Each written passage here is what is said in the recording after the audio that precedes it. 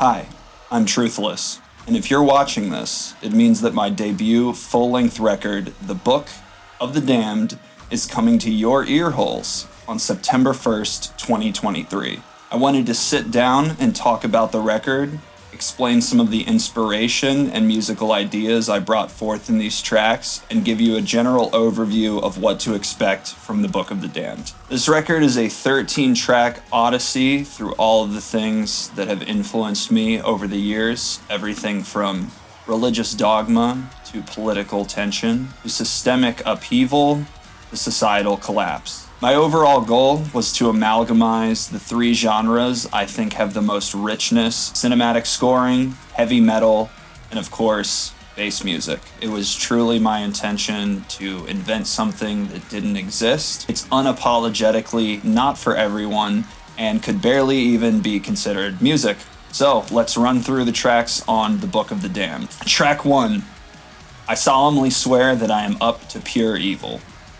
It's no secret that I grew up listening to metalcore, and every band back in those ages when I was growing up always had an intro song on their records that was some long cinematic intro, and then it would cut into a big, long guitar breakdown. So I thought, how could I bring this into the year 2023 and add bass music to it, add cinematic scoring to it? This is my ode to Illyrian and Without Walls and other intros like that. So hopefully this is an album intro similar to what you may have heard, but I don't think there's anything quite like it.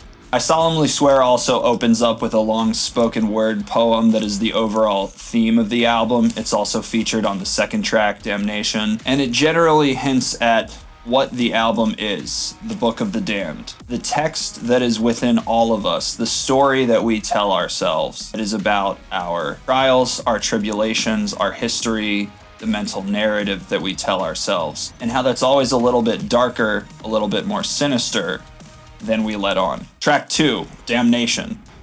This track is admittedly my baby. I think it's the most truthless song I have ever made, and really encapsulates the vision that I've had for this project. I started Damnation all the way back in 2018 and realized this is the kind of music that I want to be making. This blends the genres that I want in the way that I've always strived for. Damnation is the tagline for the Truthless project. Hell's finest, most metalist bass music. It's an ass-fucking-kicking journey down to the pits of hell, and features lyrics that I think explain my angst towards where the world is going. The line repeats throughout the song, "This is the hell they created for us, so let it all burn." That's exactly how I feel about the world right now. Track 3, Fresh from the Crucifixion. This song generally centers around one singular thrash metal riff that goes like this.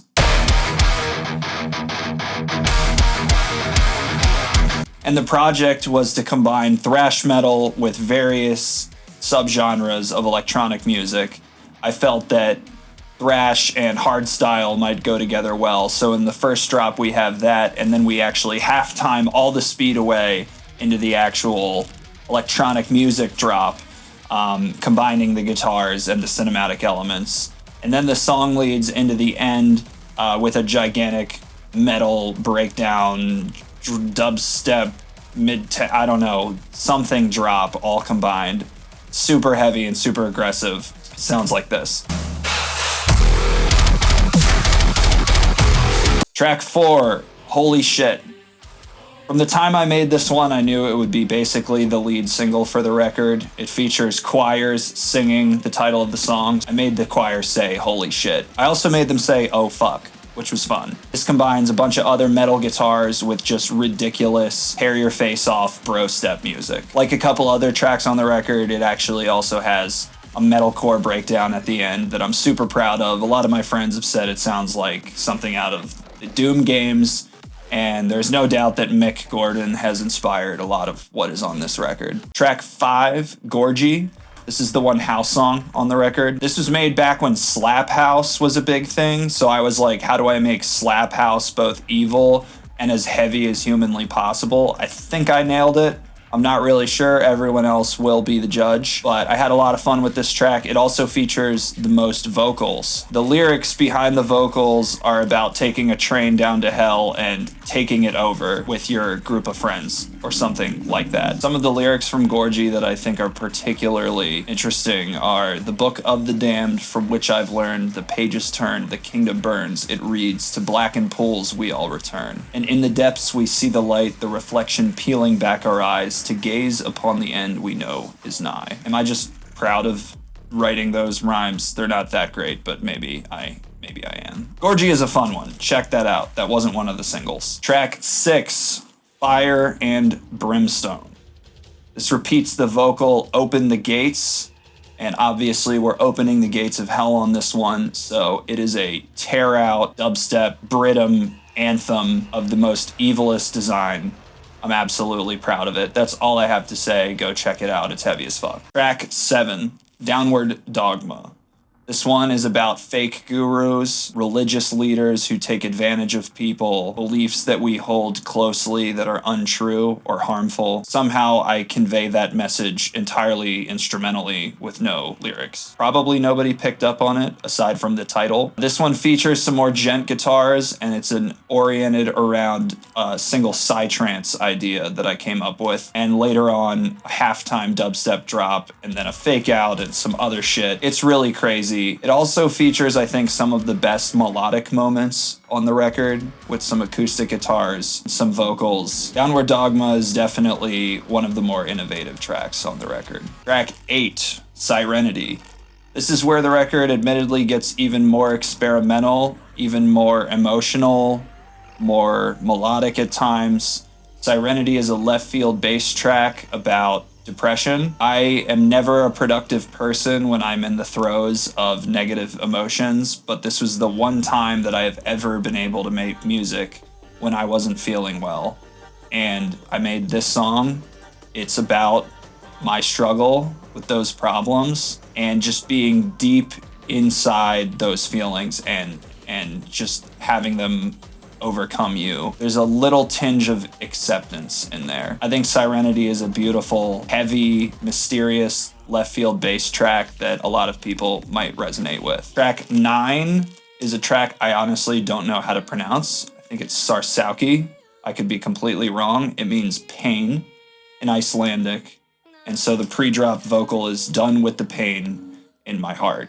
So it's following up on Serenity. It's saying, I'm through with dealing with this. I will not accept anything other than good mental health, which still to this day doesn't exactly ring true for me. This one's also sort of a left field bass, weird kind of dubstep track with a lot of conflicting melodic elements and tribal vocals, strings, epic orchestration. It's definitely one of the more cinematic tracks on the record. Track 10, Soulgasm, the only happy-ish sounding track on the entire record. This one is another progression from Serenity and 𝐉𝐻𝐶, where after you've been overcome by negative emotions, after you've said, I'm fucking done with these, it is sort of the eventual nirvana transcendence moment of enjoying life and feeling or recognizing the beauty that's in everything. That's why it's called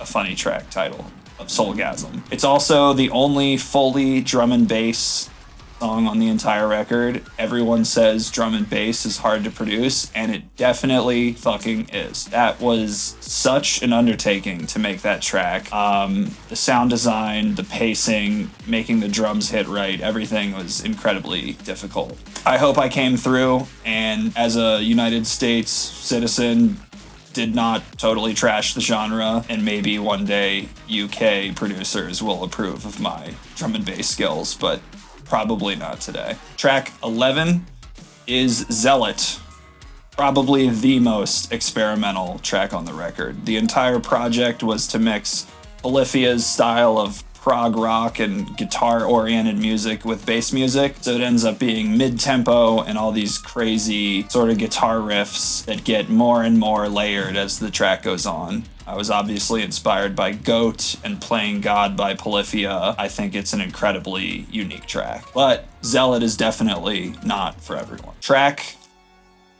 12. Am I doing that right? Track 12. Chapel of Dissociation.